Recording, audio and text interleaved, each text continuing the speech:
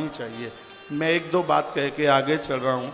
भोर में ऐसा आज कथा में से नियम लेके जाना कि ब्रह्म मुहूर्त में 5 बजे से पहले आपके घर का मुख्य दरवाज़ा खुल जाए, क्योंकि सुबह एक देवी और एक देवता सबके घर में भ्रमण करने के लिए आते हैं।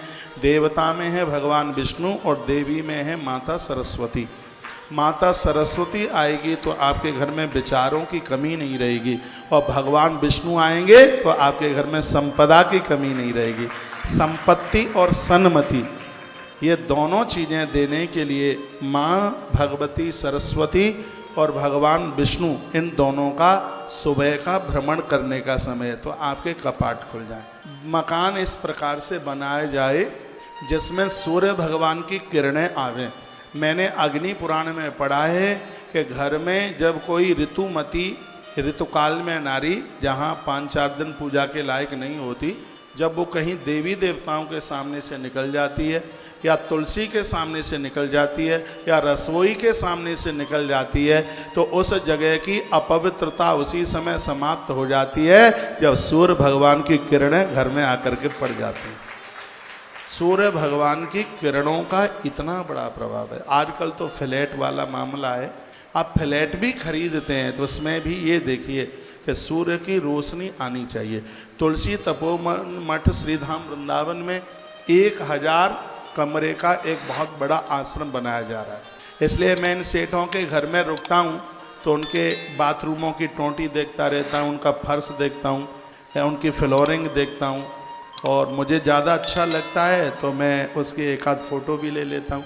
पुरुषोत्तम भैया, मैंने आपके एक आध गेट की फ़ोटो लिखवा ली है, अच्छा लगा, इन्होंने बड़ा अच्छा बनाया है। और मैंने अपने इंजीनियर लोगों को मैं उनको बोलता हूँ कि देख ये गेट कितना बढ़िया है, इसकी मोटाई देख। इंजीनियर लोगों को, भैया इनको ये देखिए ना, जीवन में कोई काम करो उत्साह के साथ कर रहे हो तो एक बार आदमी आके खड़ा हो तो ये तो कही दे क्या कमाल का बनाया है, तो मेहनत करने का भी आनंद होता है। इतना बड़ा आश्रम बनाया जा रहा है, बहुत लंबी चौड़ी जगह में वो बनाया जा रहा है। वो स्थान इतना पावन होता है जिसके आंगन में खड़े होकर के आकाश दिखाई दे जाए। इतना खुला कुछ छोड़िए, ये आश्रम बन रहा है, जाके बीच में खड़े होकर के अंबर आकाश दिखाई देता है, तो वहाँ से सूर्य की किरणें नीचे उतर के आए। इस स्वास्थ्य के लिए भी और वास्तु के लिए भी इसको बहुत अच्छा माना गया। आजकल तो लोग फ्लैट में रहते हैं, नहीं तो ये बताया गया है कि जो प्लॉट का केंद्र है, बिल्कुल बीचा बीच की जगह है, उसके ऊपर कोई ईंट पत्थर नहीं आना चाहिए, उसको खाली छोड़ दिया जाए। वो स्थान माँ तुलसी के लिए होता है, और जिस घर में तुलसी होती है ना उस घर में वास्तु दोष रहता, ना उस घर में पितृ दोष रहता।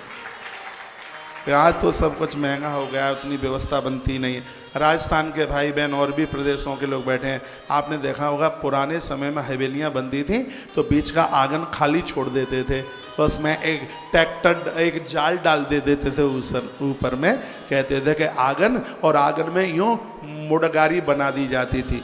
मुड़गारी जान रहे हैं, मेरी भाषा आप समझ रहे हैं। वो समय टेलीफोन चलते नहीं थे, माताओं के लोग बाहर रहते थे, पति बाहर रहता था, कोई कलकत्ता रहता, कोई जलगाम रहता, कोई थाने मुंबई में रहता। उस समय फोन फान तो होते नहीं थे, कौआ बैठ जाता मुड़गारी पर आकर के, तो माताएं कहती थी, हे कागा पप्पू का पापा आ रहा हो तो फुर से उड़ जा, और कौआ उड़ता, रात को 10 बजे पप्पू का पापा आ जा।